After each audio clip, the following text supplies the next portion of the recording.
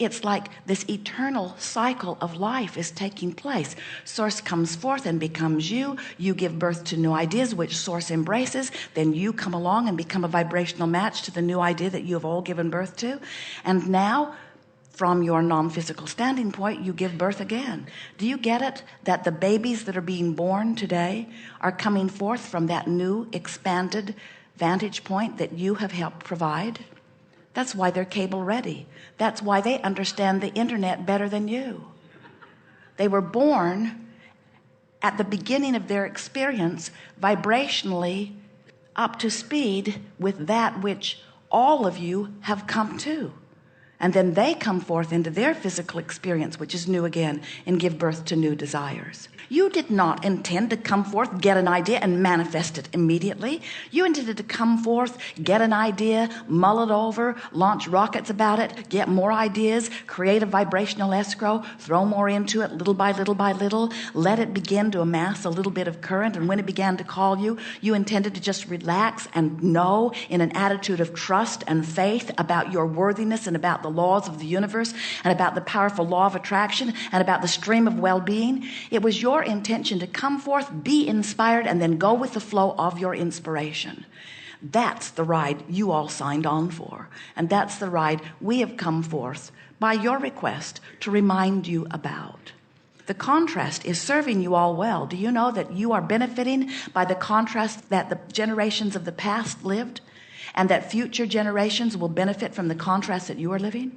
You are throwing so much improved desire into future experience.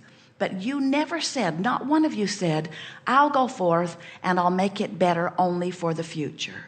All of you said, I'll go forth, I'll decide what I want. The larger part of me will become it immediately, vibrationally, and then I will tune myself up by choosing my thoughts into alignment with what I am asking for. And when you get the hang of that, you're going to discover that life's going to give you a new idea. And in your knowing of how the laws of the universe work, you're going to smile as you turn your attention toward the new idea. And you're going to be standing over here temporarily without the manifestation of the new idea.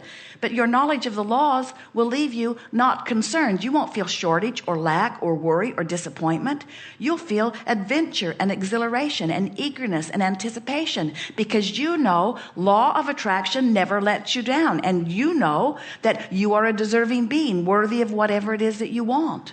Do you know that every single thing that this life experience has caused you to want, this environment has the ability to deliver it to you fully? And do you know that if there is something that you want that you are not receiving relatively quickly, and we're talking within a matter of days, if there are things that you want that are not coming to you easily and simply, it means only one thing. You have an orientation that is pointed upstream.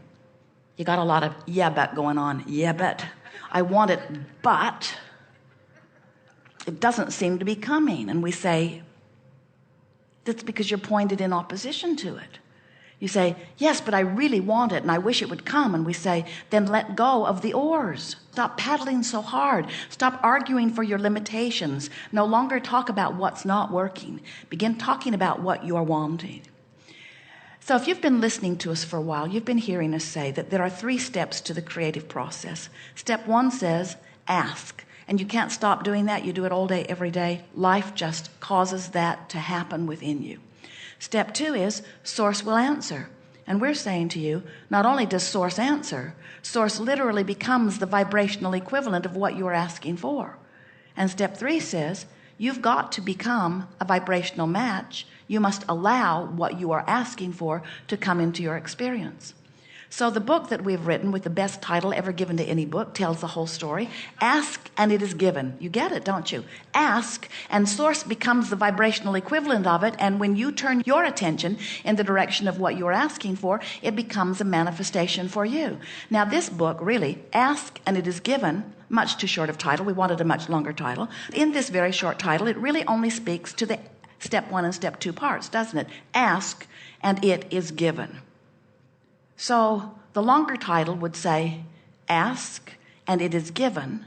And then Because I have asked and because source has become the vibrational equivalent to it, now it is important that I find ways to give my attention to the things I want so that I become a vibrational match to what I'm asking for. And when I become a vibrational match to what I'm asking for, I'll know that I've done that because I'll feel really, really good. And under those conditions, then I will receive the full essence of that which I've asked for, that source had already given, but I didn't know source had given it to me because I was not a vibrational match to it. And so I kept saying, oh God, why don't you give me what I'm asking for? When all along source would say, you have been given what you have been asking for, but you are not a vibrational match to what you've been asking for because you are pointed upstream, because you're paying so much attention to where you are instead of toward what you want. And so if you will turn and give your attention toward what you want, then you will be a vibrational match to what you're asking for. And when you turn and give your attention toward what you want, then you'll be a vibrational match to what you're asking for, and you'll know that you're going in the right direction because you'll feel so very, very good. And when you're feeling good consistently, then you will consistently be a vibrational match to what you're asking for. And when you're a vibrational match to what you're asking for, then it has been asked and it has been given, and now you'll be the receiver of your stuff. Yes?